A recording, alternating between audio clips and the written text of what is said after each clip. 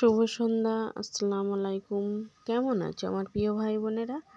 আশা করি ভালো আছো। আমিও আলহামদুলিল্লাহ আল্লাহর অশেষ রহমতে তোমাদের ভালোবাসায় খুবই ভালো আছি। তোমরা কেমন আছো আমার কমেন্ট বক্সে জানাবে। তোমাদের প্রত্যেকের কমেন্ট পড়তে কিন্তু আমার খুবই ভালো লাগে। তোমাদের প্রত্যেকের কমেন্ট আমি পড়ি এবং উত্তর দেওয়ার চেষ্টা করি। আমি জানি না আমি ভিডিও আর দিতে পারবো কি হয়তো যদিও না দিতে পারি এক সপ্তাহ আমি হয়তো ছুটি করব, এক সপ্তাহ কি 2 সপ্তাহ। কারণ আমার ফোনে রিচার্জ শেষ হয়ে গেছে। এখন ঈদের সময় রিচার্জ করাও যাবে না, কারণ একটু ঝামেলাতে ছিলাম এবং আছি। তোমরা তো জানো আমার পরিস্থিতি। তা এক সপ্তাহ পরে হয়তো আমি আবারও তোমাদের মাঝে আসবো। মাঝে মাঝে কথা বলার একটু ভিডিও করব, কারণ ছেলের একটু হটস্পট নিয়ে ভিডিও ছেড়ে দেব। তাই এটাই হলো আমাদের জীবন। আমাদের জীবনে এইভাবে প্রত্যেকটা মেয়ে, আমি কিছু কথা তোমাদের সঙ্গে শেয়ার করতে চাই। অনেক মেয়ে আছে যারা সংসারের জন্য এবং সন্তানের জন্য অনেক কিছু স্যাক্রিফাইস করে, সেটা কিন্তু একটা পুরুষ মানুষ বোঝে না। দেখো একটা মেয়ে, কেউ হয়তো, আমি শুধু মেয়েদের কথা বলছি, কেউ হয়তো বাইরে চাকরি করতে যায়, কেউ হয়তো ঘরে, এখন নানান রকম মেয়েরা কিন্তু বসে থাকে না, একটা কাজ নিয়েও থাকে না। সংসারের কাজ কেউ করে, জরির কাজ কেউ করে, দর্জির কাজ কেউ করে, মাঠে ঘাটের কাজ কেউ করে, যারা লেখাপড়া জানে কেউ করে মাস্টারি, কেউ করে অফিসে, কেউ করে কোম্পানি। এইভাবে মেয়েরাও এখন পাল্লা দিয়ে চলে, কারণ সংসারের সুখের জন্য। একটা মেয়ে বাবা মা ঘর সংসার সব কিছু ছেড়ে, ছোটোবেলা দিয়ে যাদের কাছে বড় হয়েছে তাদের সব কিছু ছেড়ে আসে শ্বশুর বাড়ি, বা বিয়ে হয়ে যায়, স্বামীকে পেয়ে অনেক স্বপ্ন নিয়ে আসে, কিন্তু সেই স্বপ্ন কারুর সত্যি হয়, কারুর মাঠে মারা যায়।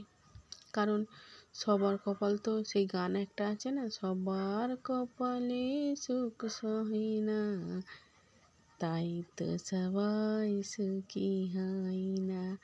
সেই দশা, কেউ সুখী হয় কেউ হয়নি। তা আজকের আমি আমাদের 3 বন্ধুরই কথা বলি, বাইরের লোকের কথা বলবো না। আমার 3 বন্ধু বলতে আমার বেটি, আমার একটা বোন, বোন মানে এক বয়সী, আমরা 3 জন ছিলাম। 3 জনের জীবনটা একদম অন্যরকম হয়ে গেছে। আরও ছিল সব যে যার সে যার জীবন একদম অন্যরকম আলাদাভাবে হয়েছে। তা একজন আমার বোন, একটা বোন ছিল, তা সে মারা গেছে। প্রথমে তার যখন বিয়ে দেয়, অনেক স্বপ্ন ছিল, শ্বশুরবাড়ি গেল, তার আর প্রথম স্বামীটা সংসার করা হলো না, কারণ স্বামী সংসার শ্বশুরবাড়ি ভালোই না, তারা লুবি, প্রচুর লুবি, আর অল্প বয়সে বিয়ে দিলে যেমন হয়, তা লুবি এবং কিস্টে তারা অন্যরকম। তা যখন আবারও ওখান থেকে নিয়ে নিল, অল্প বয়স জানে, তা প্রত্যেকটা মেয়েরই প্রথমেই যখন গণ্ডগোল হয়, জীবন যখন প্রথমেই মনে হয় ব্যাকাটেরা হয়ে গেছে, আর যে সুধা করবে সেটা নয়, কিন্তু তবুও তার দ্বিতীয়বার একটা বিয়ে দিল। দেওয়ার পরে সে কিন্তু স্বামীটা ভালো ছিল, পরিবারটা ভালো ছিল, কিন্তু তার কপালে সুখটা সহ্য হলো না। প্রথম বাচ্চা হলো, তার দ্বিতীয় বাচ্চা হওয়ার টাইমে আমার বোনটা মানে আমাদের ছেড়ে, সবাইকে ছেড়ে, পৃথিবী ছেড়ে চলে গেল। বাচ্চাটা সুস্থ আছে, কিন্তু মাটা, আমার বোনটা পৃথিবীর মায়া ত্যাগ করে চলে গেল। তা একজনের জীবন ওইভাবে শেষ। আর আমার একটা বেটি আছে, সেও মানে বন্ধু, আমরা 3 বন্ধু বললাম না, তা তারও জীবনটা এলোমেলো, এদিক সেদিক করে করে স্বামী সংসার হলো না, জ্বলন সহ্য করতে পারেনি তারও, সেও এখনও বিয়ে শাদি করেনি। একটা বিয়ের পরে যখন ওইরকম হলো, সে জানলো জীবন শেষ। তা সে এখন কাজ করে, এবং যতই হোক না দিন শেষে একটা স্বামী থাকলে যেমন হয়, কিন্তু একটা মেয়ে সবসময় চায় মনের মতো একটা স্বামী। সে তার জীবনটা ওইভাবে এলোমেলো হয়ে গেল, দুজনের জীবন এলোমেলো হয়ে গেল। এবার আমার জীবনটা ওই একবার করে থেমে যায়, একবার করে উঠে থাকে, আমার হয়তো থেমেই যেত।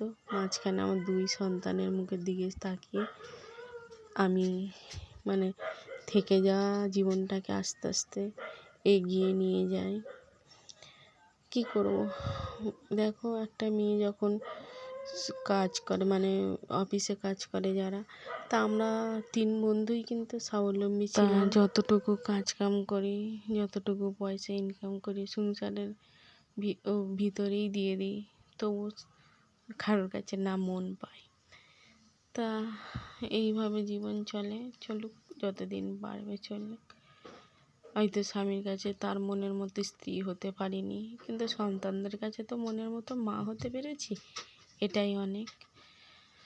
তা সবার কপালে সব রকম সুখ পায়নি। প্রত্যেকটা মানুষের কষ্ট বা দুঃখ বা সব কিছুর অন্যরকম অনুভূতি।